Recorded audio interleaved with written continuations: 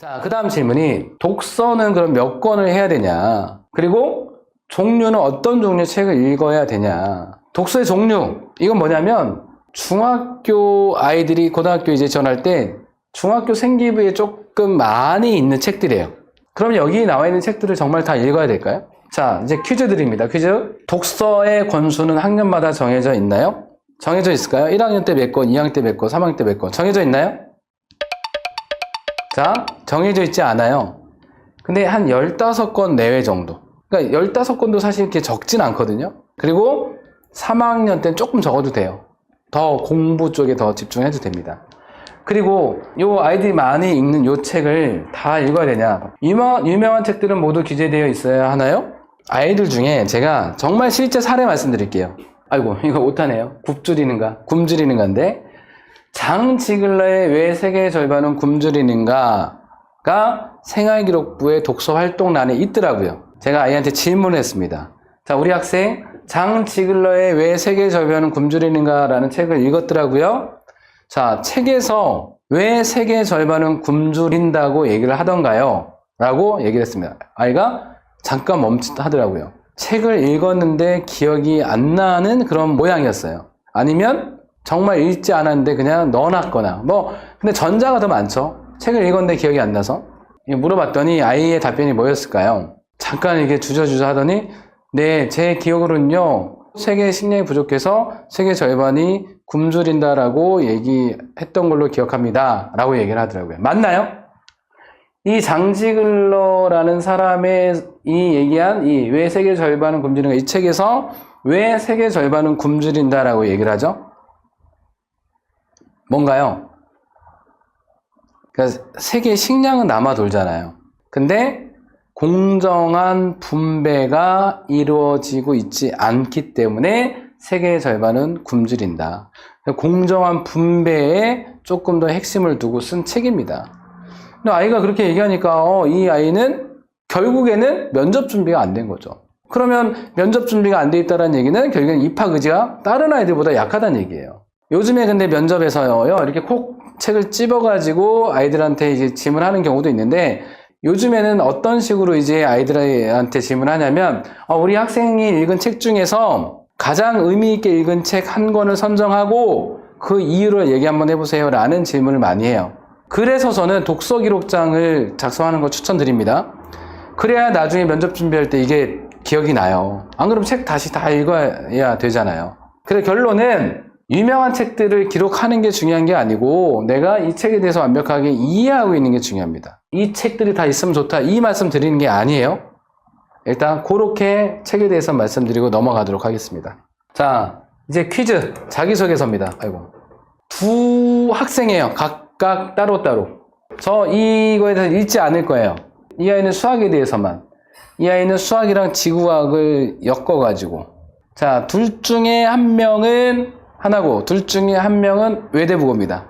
누가 하나고고 누가 외대국어인지 한번 맞춰보십시오. 1번 학생, 2번 학생. 자, 한번 맞춰보실까요? 그냥 눈으로 쑥 한번 훑어보십시오.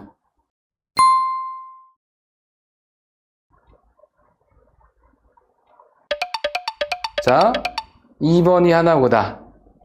1번 하나고 2번이 외대국어. 답 말씀 안 드릴 겁니다. 왜 답을 말씀 안 드릴까요?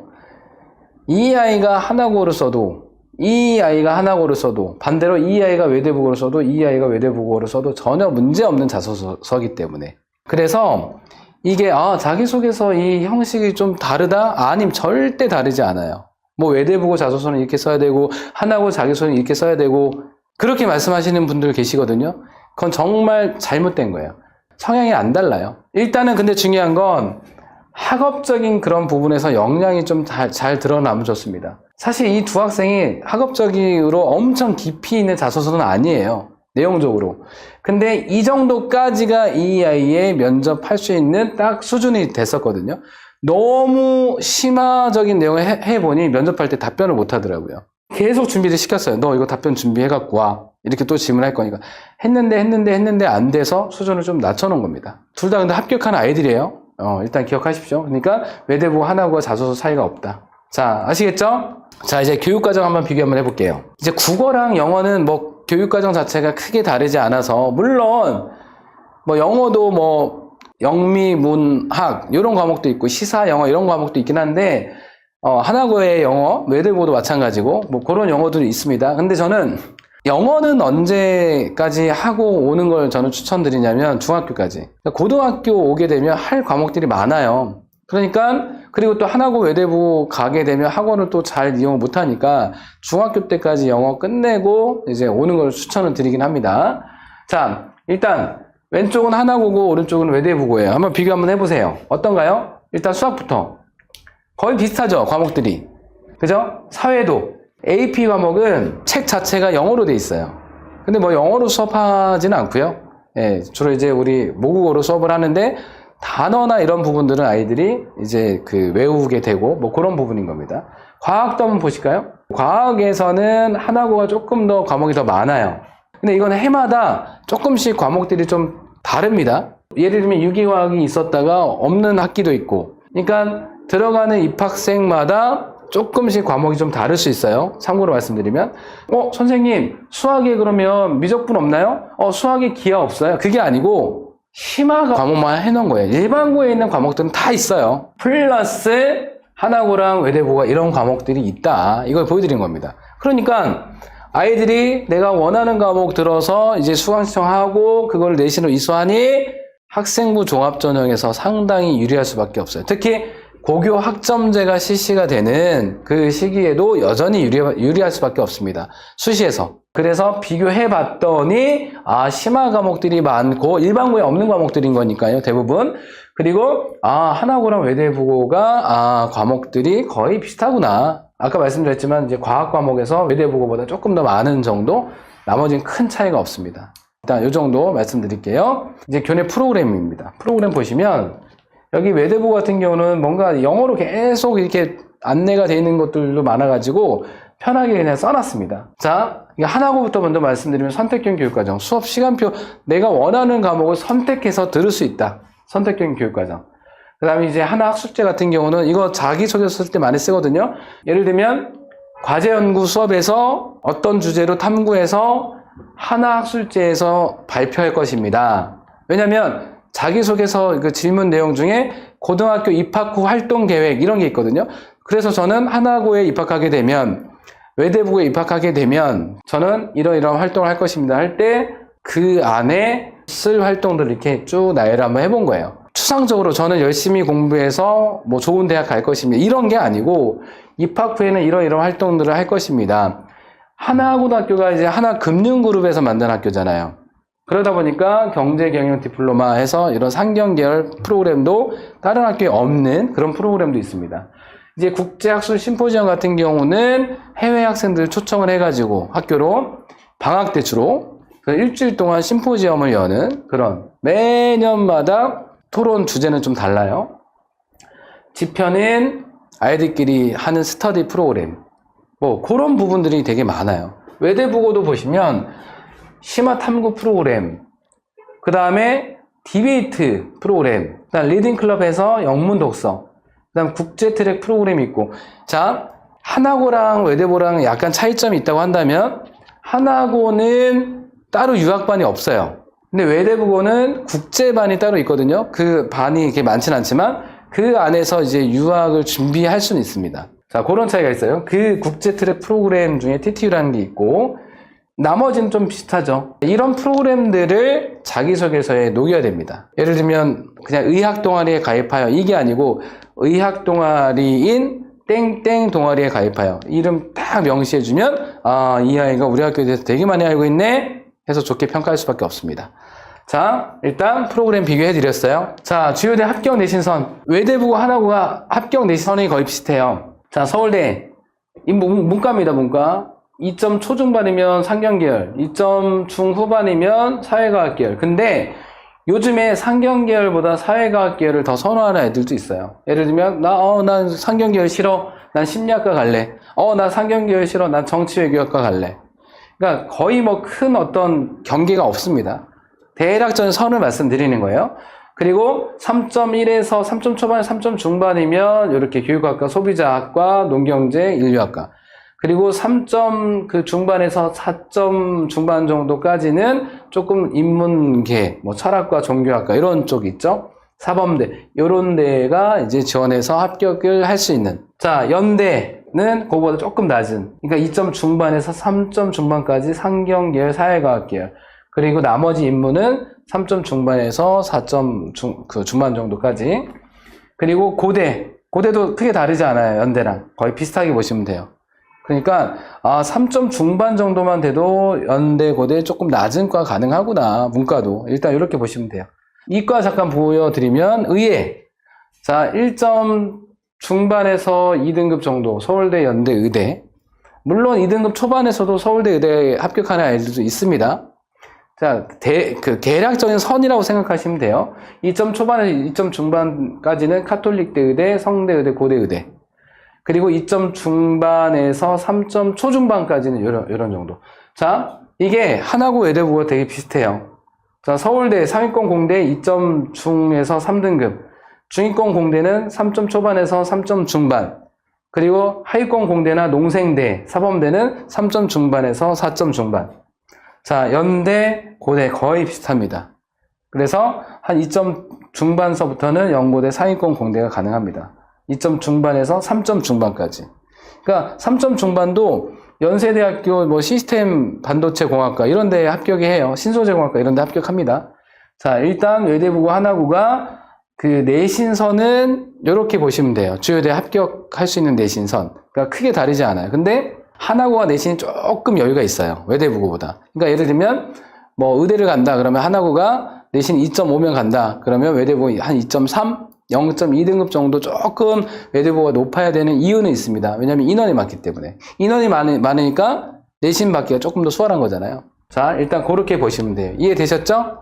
자, 대입 실적 한번 비교 한번 해볼게요. 자, 일단 요거 보시면 작년이죠. 서울대 합격 순위 상위 10개 학교만 추려봤습니다. 자, 여기 지금 보시면 총 합격자 수 서울대입니다. 서울대. 왼쪽은 수시. 서울대는 수시에서 어떤 전형만 있다고 말씀드렸죠?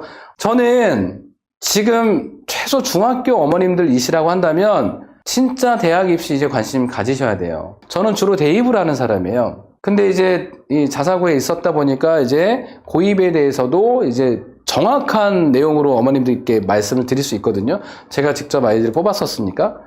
근데 중학교 아이들이 이제 고등학교 선택할 때 대학 입시 전형에 대해서 어머님들이 아셔야 일반고를 가건 아니면 특목자사고를 가건 이렇게 변하니까 우리 아이는 이쪽이 맞겠구나. 대입에 대해서 어머님들 관심 되게 많이 가지셔야 됩니다. 중학교서부터. 일단 수시라는 게 서울대는 수시가 뭐가 있다고 말씀드렸냐면 학생부 종합전형만 있다. 서울대는.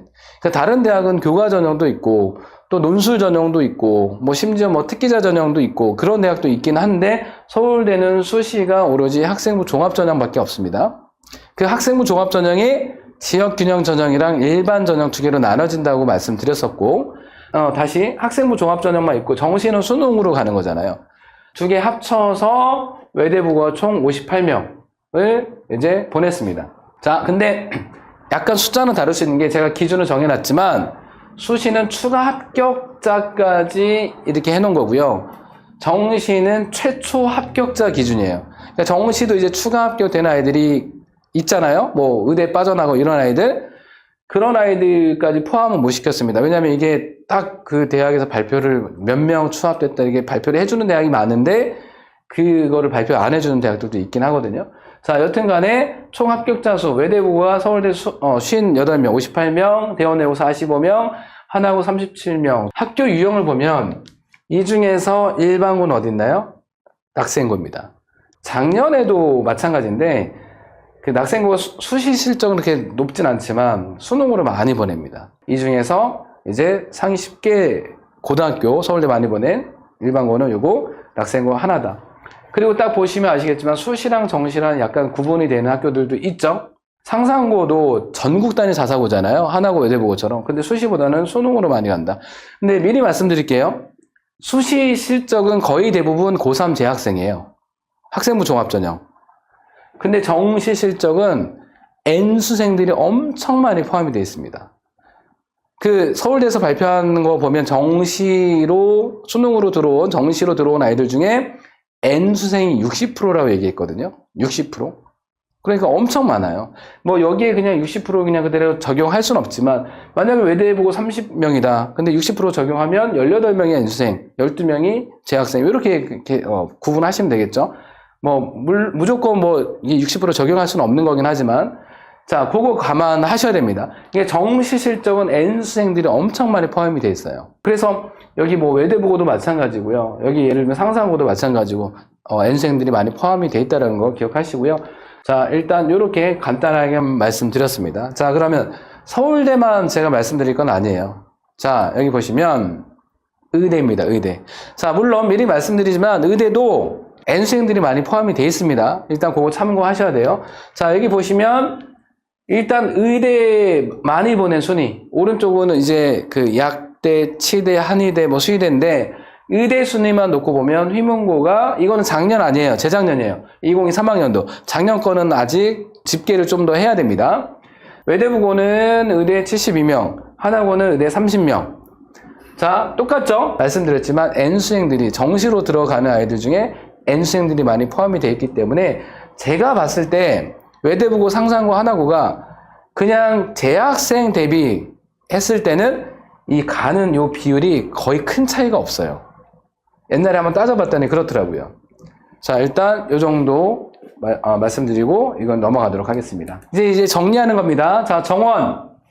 자, 작년 경쟁률, 내신 반영 과목, 국영수 사과, 내신 반영 학기, 내학기, 그 다음에 반영 요소, 뭐 내신 서류는 하나고는 이게 20점이 그 서류가 생기부 자소서라고 말씀드렸죠. 외대부고는 서류 없지만 면접 60점 안에 다 포함이 되어 있다라고 말씀드렸고요. 그 다음에 면접 특징, 개별 면접, 체력 테스트가 있어요. 하나고는. 그 외대부고는 없죠. 근데 오래 달리기 윗몸 일으키기예요. 안 어려워요. 남학생은 윗몸 일으키기가 25개인가 그렇고 일본에 여학생은 15개인가 밖에 안 돼요. 근데 이게 팝스 있잖아요. 체력 그 검사하는 거. 팝스로 대체가 가능해요. 팝스로 대체하면 체력 테스트 안 해도 돼요. 근데 작년에 어떤 경우가 있었냐면 체력 테스트가 했어요, 아이가. 근데 통과를 못한 거예요. 근데 팝스란 게 있었거든요. 그것만 제출하면 됐는데 굳이 팝스 제출 안 하고 체력 테스트를 해버린 겁니다. 근데 거기서 탈락이 된 애도 있어요. 팝스 있으면 팝스로 대체하면 돼요. 아시겠죠? 자, 강남 3구 제한 외대부고 없습니다. 하나고는 정원의 20%, 그러니까 40명. 근데 이 40명을 넘는 경우가 거의 없다. 경쟁률이 이만큼 높아지지 않는 이상. 너무 크게 걱정하지 않으셔도 된다. 자, 지역 우수자 전형 외대부고는 있습니다. 30%, 정원의 30%, 350명에서 30%니까 105명이죠. 하나고는 없어요. 근데 서울 지역 아이들만 쓸 수 있다라는 거. 그죠? 그런 차이. 성비 외대부고 없어요. 근데 하나고는 1대1, 50%씩 뽑는다. 자, 기숙사 외대부고는 2인 1실인데 하나고는 4인 1실. 근데 4인 1실이지만 중앙에 장으로 막아놔서 2명씩 쓰게 한다. 이과 비율 약 70% 내외예요. 외대부고도 마찬가지고 하나고도 마찬가지. 근데 매 학년마다 조금씩 달라요. 그러니까 예를 들면 외대부고가 70% 내외라고 한다면 10개 반이면 7개 반이 이과라는 얘기예요. 그리고 하나고는 정원이 200명이잖아요. 그러면 70%면 한 140명. 많을 때는 160명 정도가 이과인 경우도 있습니다. 70% 내외라고 생각하시면 돼요. 거의 비슷합니다. 의예 지원 가능 내신선 2.5등급, 2.5등급. 그리고 서울대 지원 내신선 4등급 이내, 4등급 이내 거의 똑같습니다. 자, 최종적으로 외대부고, 하나고를 비교를 해드린 거거든요. 자, 그래서 오늘 주제에 맞게 하나고, 외대부고. 자, 입시 방식, 교육 과정, 과목, 그 다음에 교내 프로그램, 그리고 자소서 어떻게 써야 되고, 면접 어떻게 준비해야 되고, 뭐 내신 반영 학기는 어떻게 되고 과목은 뭐고 다 말씀드렸습니다. 이 정도만 아셔도 외대부고 하나고 비교하시면서 이제 학교를 선택하셔도 돼요. 외대부고 하나고에서 가장 어떤 학교를 가냐, 어머님들께서 선택하시는 가장 큰 기준이 외대부고는 매주마다 그 학교를 나올 수 있고 귀가 가능하고 하나고는 한 달에 한 번 귀가 가능하니 사교육의 도움을 계속 받고 싶다 그러면 외대부고, 그렇지 않으면 하나고 이렇게 선택하시는 분들이 많으세요. 그거는 참고하시라고 말씀드린 겁니다. 어떤 아이가 막 공부하다가 갑자기 놀고 싶은 거예요, 아이가. 주변 두리번 거리는데 아이들이 다 공부를 하고 있는 거예요. 그래서 어떻게 할까요? 이 아이는 그냥 혼자 놀아요.